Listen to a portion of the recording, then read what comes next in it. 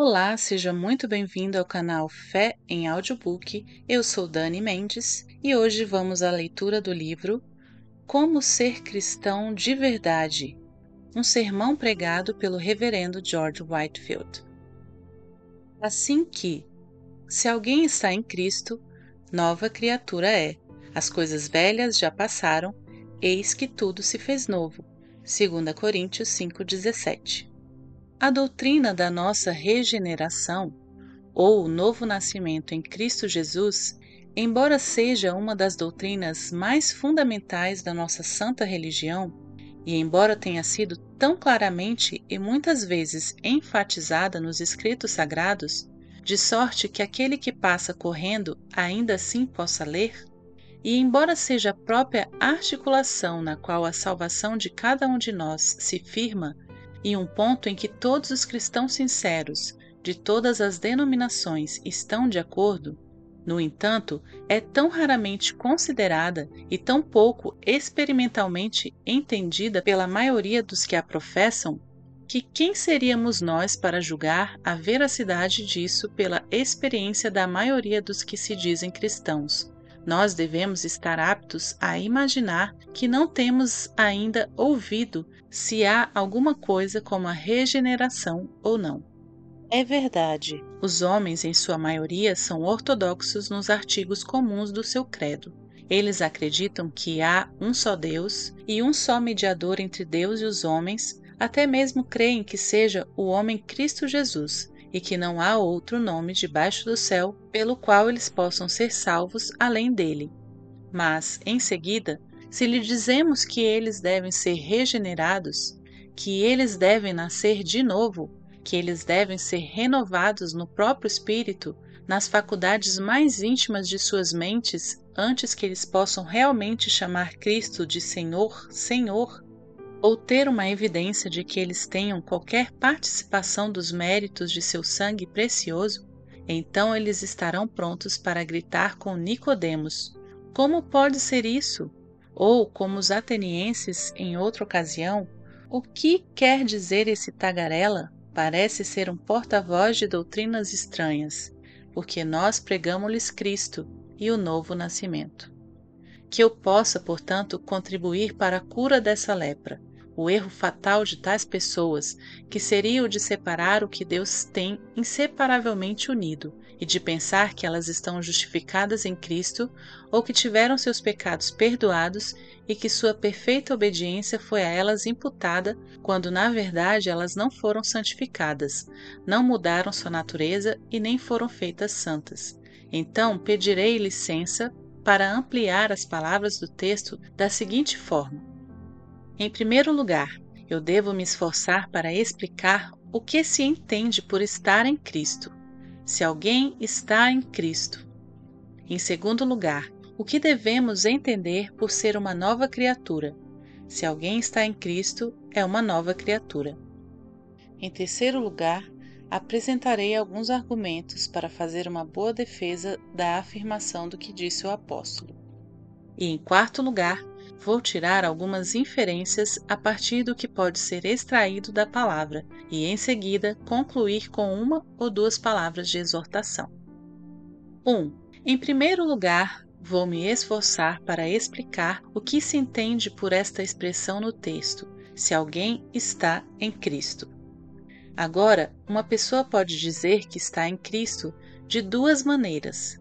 Em primeiro lugar, apenas por uma afirmação exterior, e nesse sentido, todo aquele que é chamado de cristão ou batizado na Igreja de Cristo pode dizer que está em Cristo. Mas que esse não é o único significado da frase do apóstolo diante de nós é evidente, porque então todo aquele que profere o nome de Cristo ou é batizado em sua igreja visível seria uma nova criatura. Tal afirmação é notoriamente falsa, sendo muito evidente, acima de qualquer contradição ou suspeita, que comparativamente poucos daqueles que são nascidos da água são nascidos do Espírito também. Para usar outra maneira espiritual de falar, muitos são os batizados com água que nunca foram batizados com o Espírito Santo.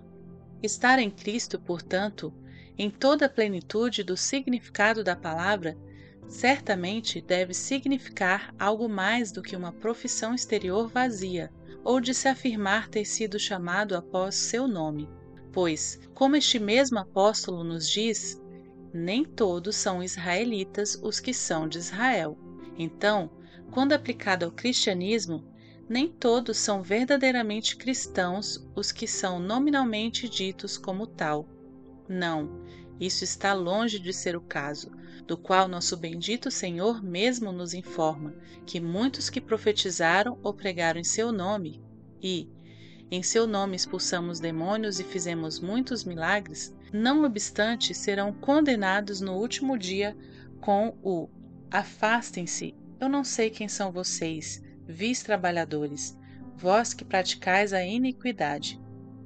Resta, portanto, que essa expressão, se alguém está em Cristo, deve ser entendida em um segundo modo e com significação mais próxima, que é estar nele, a fim de participar dos benefícios dos seus sofrimentos. Para estar nele, não só por uma profissão externa, mas por uma mudança interior e pureza de coração, e coabitação do seu Espírito Santo. Para estar nele, de modo a ser misticamente unido a ele por uma fé viva e verdadeira, e assim receber virtude espiritual dele, como os membros de um corpo natural o fazem em relação à cabeça, ou os ramos da videira o fazem em relação à videira.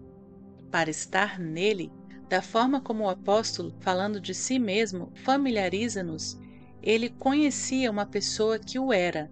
Eu sabia que um homem está em Cristo, um verdadeiro cristão, ou como ele mesmo deseja estar em Cristo, quando ele deseja, em sua epístola aos Filipenses, que ele possa ser encontrado nele. Este é, sem dúvida, o sentido próprio da expressão do apóstolo nas palavras do texto, de modo que o que ele diz em sua epístola aos Romanos sobre a circuncisão pode muito bem ser aplicado ao presente assunto, que não é um cristão verdadeiro o que o é apenas exteriormente, nem é verdadeiramente batizado aquele que o é apenas exteriormente na carne, mas é um verdadeiro cristão aquele que o é no interior, cujo batismo é o do coração, no Espírito, e não apenas na água, cujo louvor não é o do homem, mas de Deus. Ou, como ele fala em outra passagem, nem a circuncisão, nem a incircuncisão nada valerão de si mesmas, mas sim o fato de ser uma nova criatura, o que equivale ao que ele aqui declara no versículo agora considerado, que se alguém está verdadeiramente e propriamente em Cristo, é uma nova criatura. 2. Isso tudo dito antes leva-me a mostrar, em segundo lugar, o que devemos entender por ser uma nova criatura. Aqui é evidente, à primeira vista, que essa expressão não é para ser assim explicada como se houvesse uma mudança física necessária a ser feita em nós, ou como se tivéssemos de ser reduzidos aos nossos estados primitivos, e então criados e formados de novo. Pois, supondo que assim fosse, como Nicodemos ignorantemente imaginou, deveriam se inserir uma segunda vez no ventre de nossa mãe e nascer de novo, infelizmente. De que isso serviria ou contribuiria para nos tornar espiritualmente novas criaturas? Uma vez que o que nasceu da carne seria carne ainda, seríamos as mesmas pessoas carnais de sempre, sendo originados de pais carnais e, consequentemente, recebendo as sementes de todos os tipos de pecado e corrupção deles. Não, isso só significa que temos de ser modificados em nossas qualidades e nos ânimos de nossas mentes, que devemos esquecer completamente a pessoa que já fomos. Como se pode dizer de um pedaço de ouro que já esteve misturado no minério impuro, que depois de ter sido limpo, purificado e polido, é uma nova peça de ouro? Como se pode dizer de um vidro brilhante que tenha sido coberto com sujeira, quando é limpo e assim tornando-se transparente e claro, que é um vidro novo? Ou, como se poderia dizer de Naamã, quando ele se recuperou de sua lepra e sua carne tornou-se como a carne de uma criança, que ele era o novo homem. Assim, nossas almas, ainda que tenhamos cometido pecado, já foram purgadas, purificadas e lavadas de suas escórias naturais, sujeiras e lepra, pela atuação abençoada do Espírito Santo, para que possa verdadeiramente dizer que foram feitas ou nascidas de novo. Como essa mudança gloriosa é forjada na alma, não pode ser facilmente explicado, porque ninguém conhece os caminhos do Espírito, senão o Espírito de Deus. Não que isso deva ser um argumento contra essa doutrina, pois como nosso bendito Senhor observou a Nicodemos, quando discursou sobre esse assunto, o vento sopra onde lhe apraz, e tu ouves a sua voz, mas não sabes de onde vem nem para onde vai. Se somos informados sobre as coisas naturais e não as compreendemos, quanto mais devemos perguntar imediatamente se não podemos explicar o mover invisível do Espírito Santo? A verdade da questão é esta: a doutrina da nossa regeneração ou do novo nascimento em Cristo Jesus é algo difícil de ser compreendido pelo homem natural. 3. Mas por que tal coisa é realmente assim e que cada um de nós deve espiritualmente nascer de novo, é que me esforçarei para mostrar, segundo meu discernimento, em terceiro lugar, alguns argumentos que elaborei para fazer uma boa defesa da afirmação do que disse o apóstolo. Letra A. Aqui se pode pensar que é suficiente para afirmar, primeiro, que o próprio Deus, em sua santa palavra, nos disse essas coisas.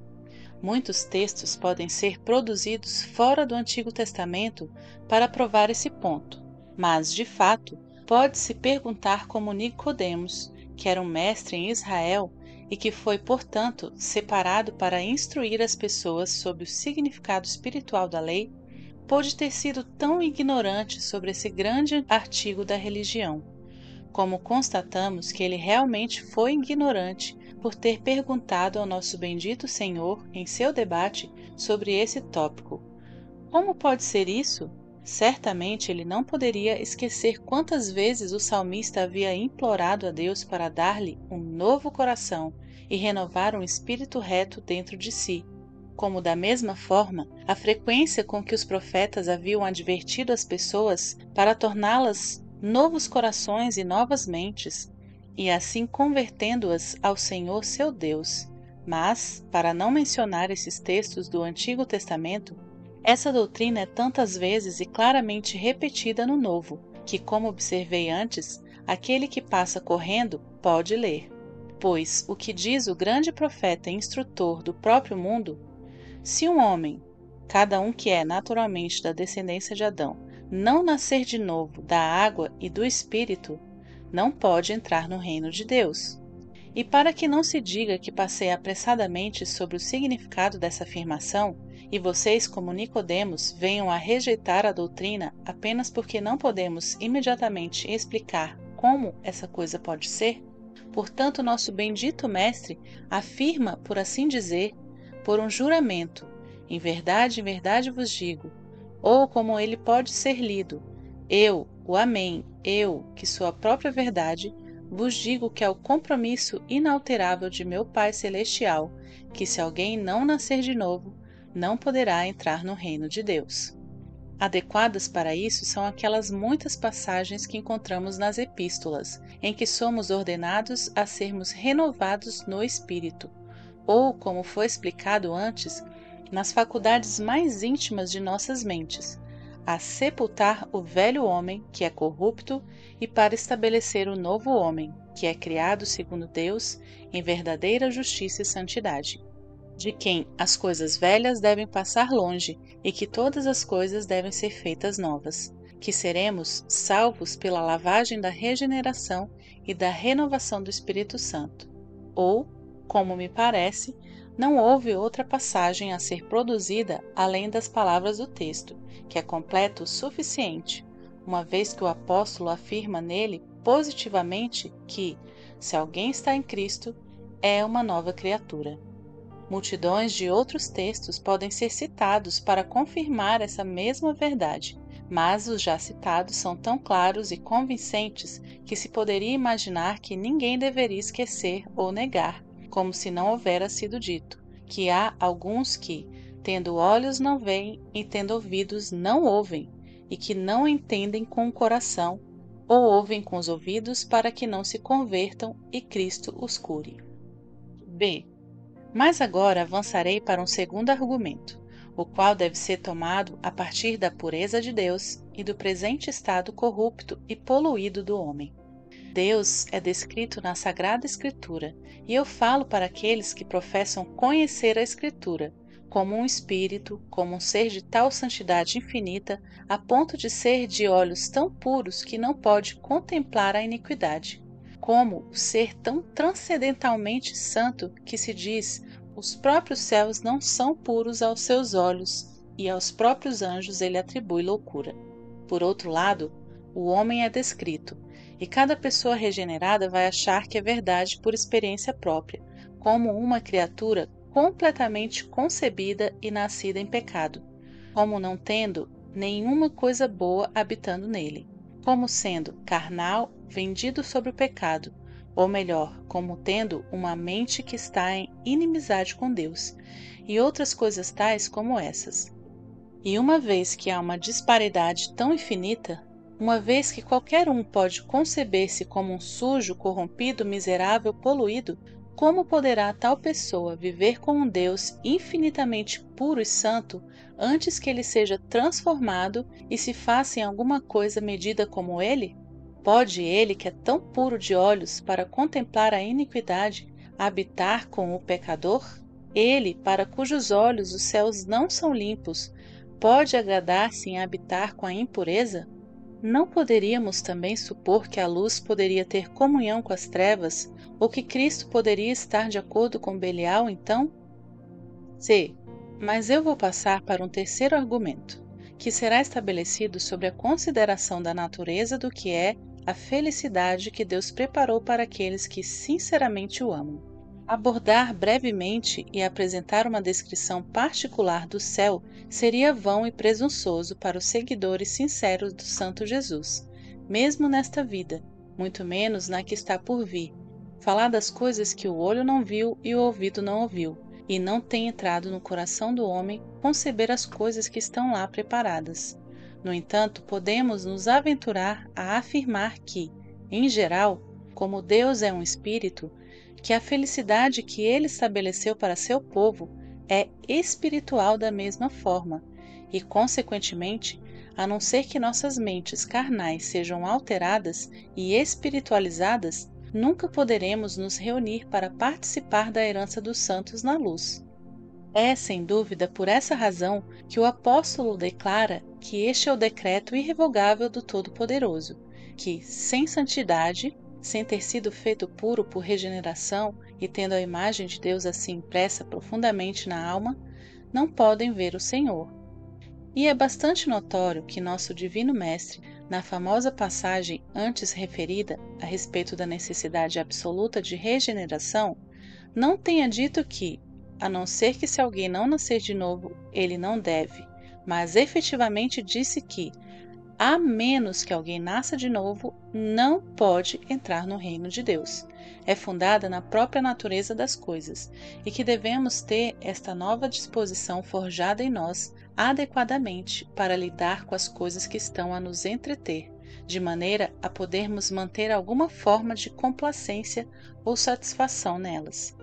Por exemplo, que prazer pode a música mais harmoniosa dar ao deleite de um homem surdo? Ou que prazer pode a mais excelente imagem dar a um cego? Pode alguém sem paladar sentir o sabor e saborear as iguarias mais ricas, ou um porco imundo estar satisfeito em contemplar o melhor jardim de flores? Não. E qual a razão que pode ser atribuída a isso? A resposta é imediata, a saber, porque eles não têm delas nenhuma disposição mental correspondente ou agradável, consequentemente estão excluídos delas. E assim também se passa com a alma, pois a morte não fará mais alterações na alma, nem ampliará as suas faculdades, e tampouco tornará a pessoa capaz de receber impressões mais profundas de prazer ou de dor. Se há deleite em conversar com Deus aqui, ele será transportado com a visão de sua gloriosa majestade no porvir. Se a pessoa está satisfeita com a comunhão dos santos na terra, estará infinitamente mais satisfeita com a comunhão e a sociedade dos santos anjos e os espíritos dos justos aperfeiçoados no céu. Mas, se o oposto de tudo isso for verdade, podemos nos assegurar de que a alma não poderia ser feliz e, como o próprio Deus o admite, ele nunca vai fazer com que ela vá para as regiões dos bem-aventurados. D. Mas é hora de eu correr para o quarto argumento, porque a redenção de Cristo não será completa em nós, a menos que sejamos novas criaturas. Se refletirmos de fato no primeiro e principal fim da abençoadora vinda do Senhor, veremos que foi para uma propiciação pelos nossos pecados, para dar a sua vida em resgate de muitos. Mas então, se os benefícios da morte do nosso querido Redentor não se estender mais do que apenas obter o perdão de nossos pecados, nós teremos um pequeno motivo para nos alegrar, da mesma maneira que um pobre criminoso condenado que está prestes a perecer por uma doença fatal teria pouco em receber o perdão do seu juiz. Para os cristãos, faria bem considerar que não há apenas um obstáculo legal para a nossa felicidade, já que, como somos transgressores da lei de Deus, mas também há uma impureza moral em nossa natureza que nos torna incapazes de apreciar o céu, como foi provado antes, até que alguma grande mudança seja operada em nós. É necessário, portanto, a fim de tornar a redenção de Cristo completa, que devamos ter uma concessão do Espírito Santo de Deus para mudar nossa natureza, e assim nos preparar para a apreciação daquela felicidade que nosso Salvador comprou com seu precioso sangue. Assim, as Escrituras Sagradas nos informam que a quem Cristo justifica, ou cujos pecados ele perdoa, e a quem ele imputa sua perfeita obediência, a esses ele também santifica, purifica, limpa e muda totalmente suas naturezas corrompidas, como a Escritura também fala em outro lugar. Cristo é para nós a justificação, santificação e redenção.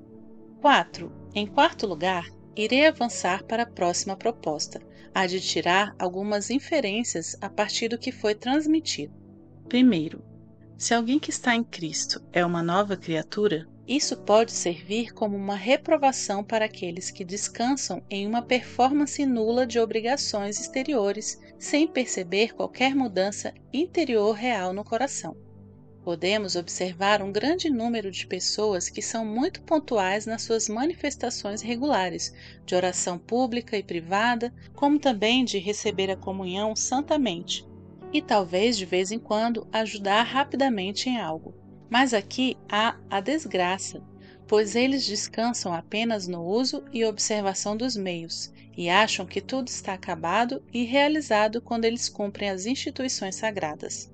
Considerando que foram informados corretamente, eles irão supor que todos os meios de graça instituídos, como a oração, o jejum, a audição e leitura da palavra de Deus, receber o sacramento abençoado e tudo mais, não estão sendo tão aproveitáveis para nós como são para eles, e então quererão nos aconselhar a que sejamos interiormente melhores e que devemos buscar a vida espiritual na alma.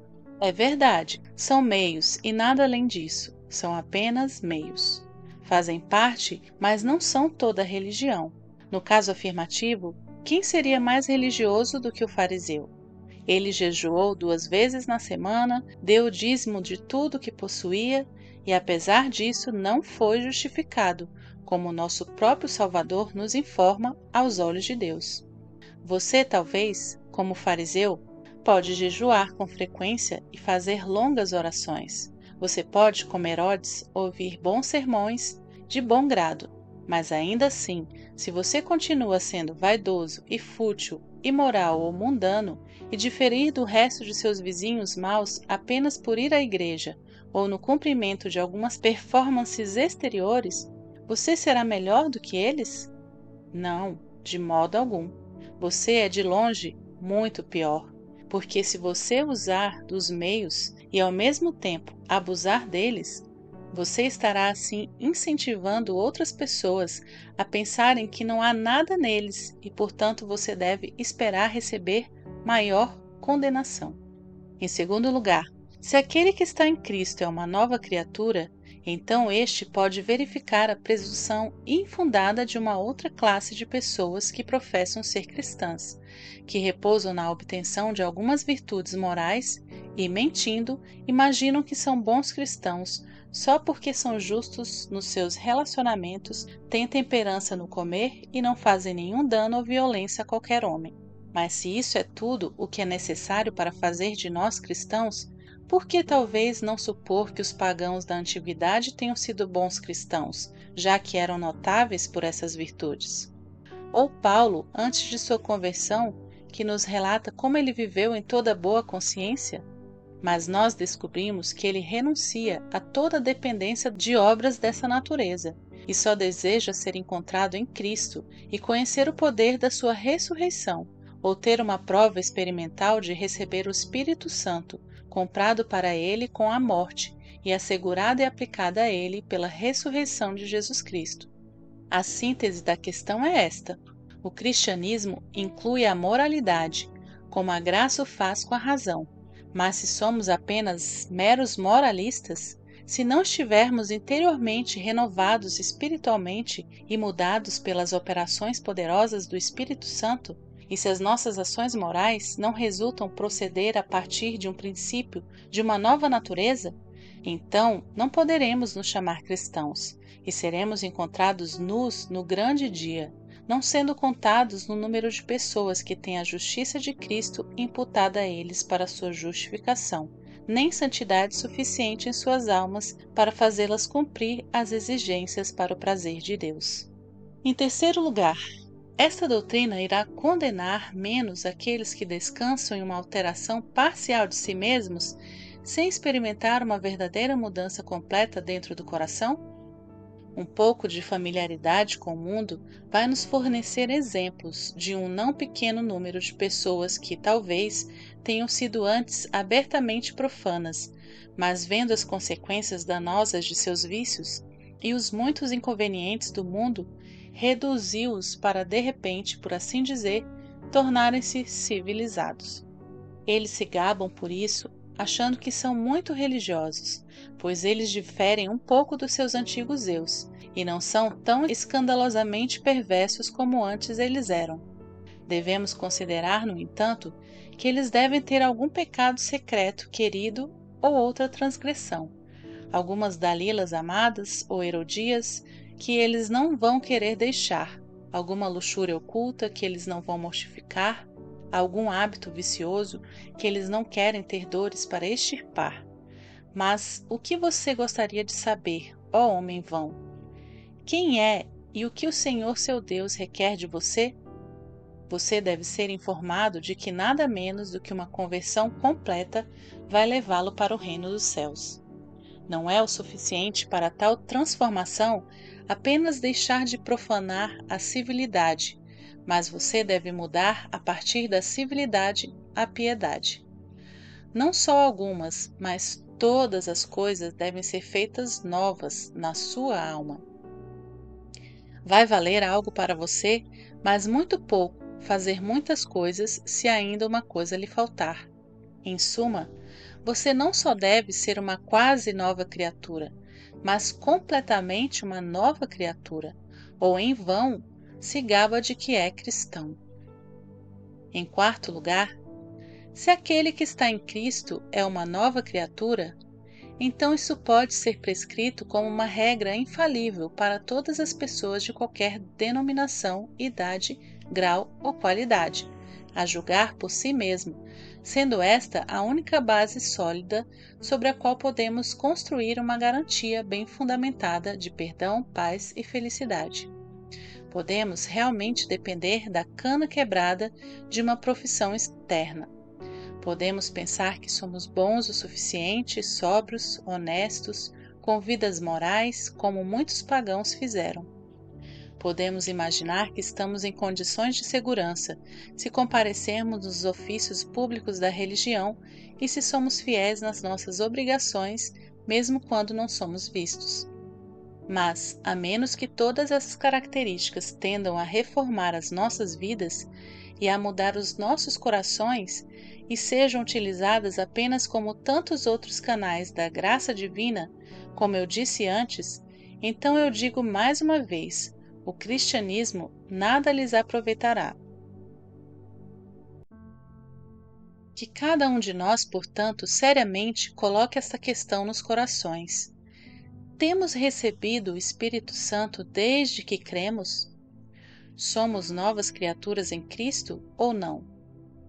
Pelo menos, se não somos assim, ao menos temos feito o nosso esforço diário para nos tornar semelhantes a Ele?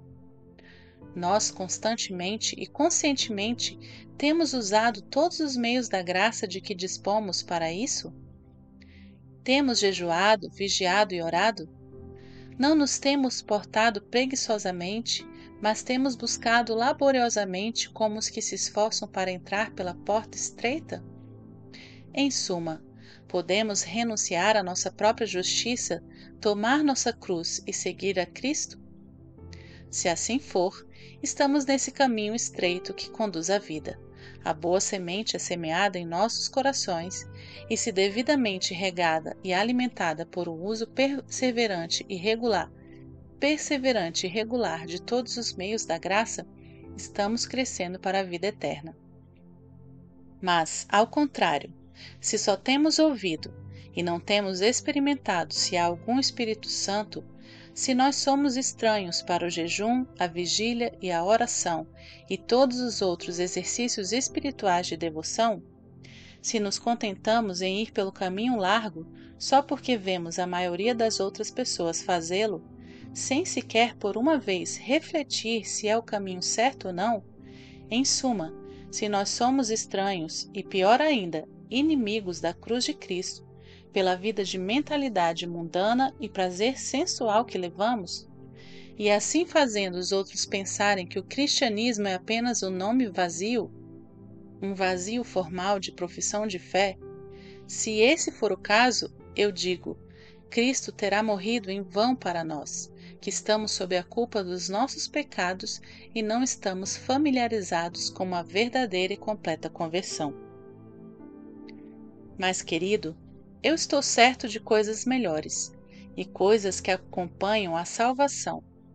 E ainda que eu fale assim, eu humildemente espero que você esteja sinceramente convencido de que aquele que não tem o Espírito de Cristo não é dele, e que, a menos que o Espírito, que ressuscitou Jesus dentre os mortos, habite em vocês aqui, tampouco seu corpo mortal será vivificado pelo mesmo Espírito para habitar com ele depois da morte.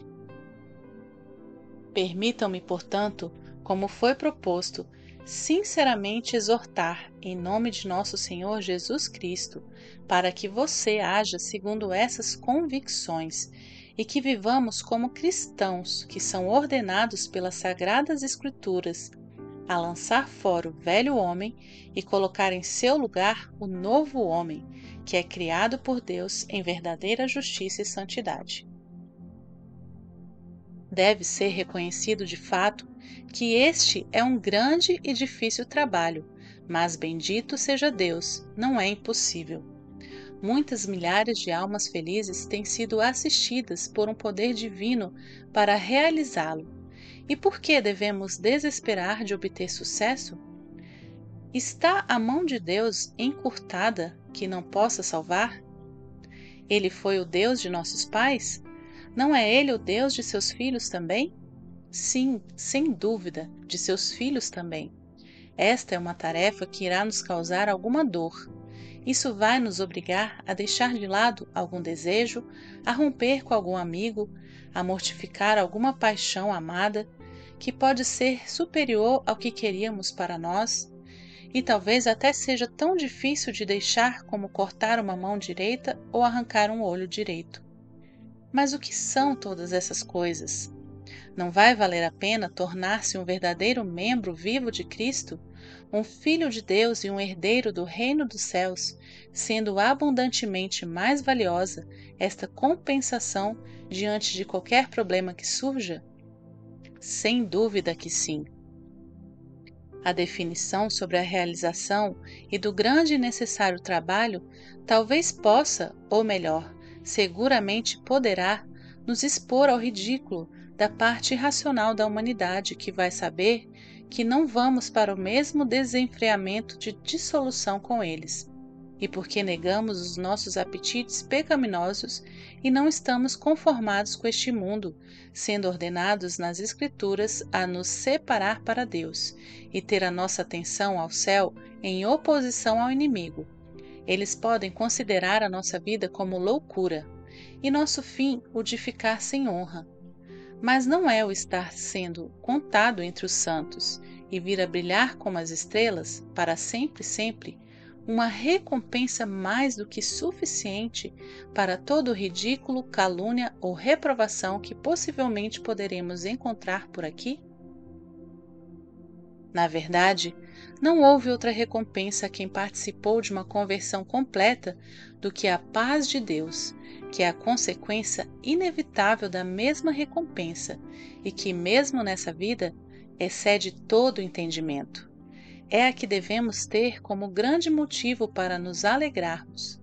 Mas quando consideramos que esta é a menor das misericórdias que Deus tem preparado para aqueles que estão em Cristo e se tornam novas criaturas, e que este é apenas o início de uma sucessão eterna de prazeres a partir do dia de nossa morte, e do qual os não convertidos, pecadores não regenerados, têm tanto medo, será, por assim dizer, o primeiro dia dos nossos novos nascimentos e nos abrirá uma cena eterna de felicidade e conforto.